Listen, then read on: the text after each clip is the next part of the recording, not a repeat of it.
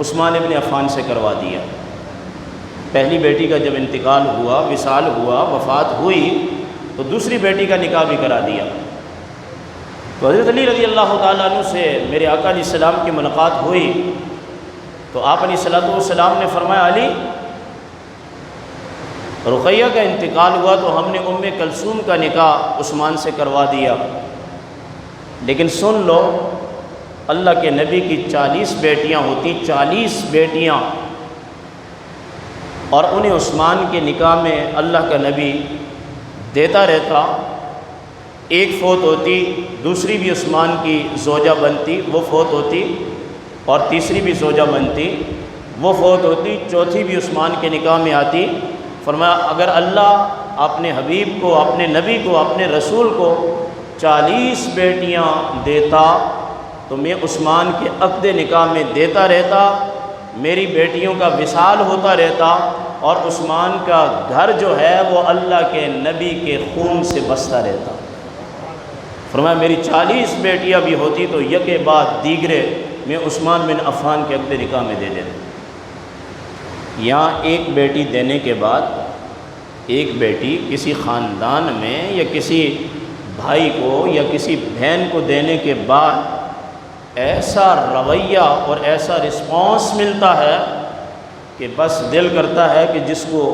جو بیٹی دی ہوئی ہے اس کو بھی واپس بلا لیں۔ آج تو ایسا پرفتن دور ہے، اللہ کرے کہ تمام مسلمانوں کی بچیوں کے گھر آباد رہیں۔ تو ظاہر سی بات ہے، یہ وہ باپ جانتا ہے جس کی بیٹی جوان ہو کر اپنے گھر کو چلی گئی ہے، وہ باپ جانتا ہے، وہ اس درد کو جانتا ہے کہ میری بچی جوان ہو کر اپنے گھر چلی گئی ہے، وہاں اس کے ساتھ رویہ کیسا ہے۔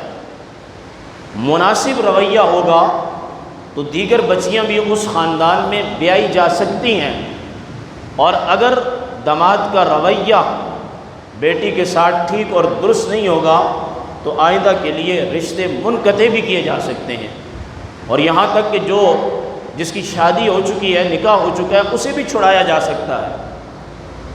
اگر داماد حسن سلوک نہ کرے۔ تو اس سے یہ بات پتہ چلتی ہے کہ جہاں عثمان ابن عفان ایک بہترین تاجر تھے، بہترین خلیفہ تھے اور سب سے بڑے سخی تھے،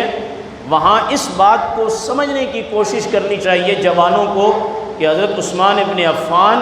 ایک بہترین داماد بھی تھے، اپنی بیویوں سے ایسا حسن سلوک کیا کہ اللہ کے نبی کے دل کو ٹھنڈا کر دیا، اور اللہ کے نبی نے یہ کہہ دیا اگر 40 بیٹیاں ہوتی ساری کی ساری یہ کے بعد دیگرے ہم عثمان ابن عفان کے نکاح میں دے دیتے۔ حضرت عثمان کو بحیثیت داماد بھی پڑھا جائے۔ ہمارے لیے پرابلم یہ ہے، مصیبت یہ ہے کہ ہم اگر اللہ کے نبی کو پڑھتے ہیں تو بحیثیت اللہ کے نبی پڑھتے ہیں، کسی عالم کو پڑھتے ہیں تو بحیثیت عالم پڑھتے ہیں، ولی کو پڑھتے ہیں بحیثیت ولی پڑھتے ہیں، ہم کسی صحابی کو پڑھتے ہیں تو بحیثیت صحابی پڑھتے ہیں،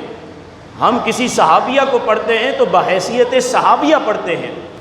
لیکن ہمیں کبھی نبی کریم علیہ السلام کو بحیثیت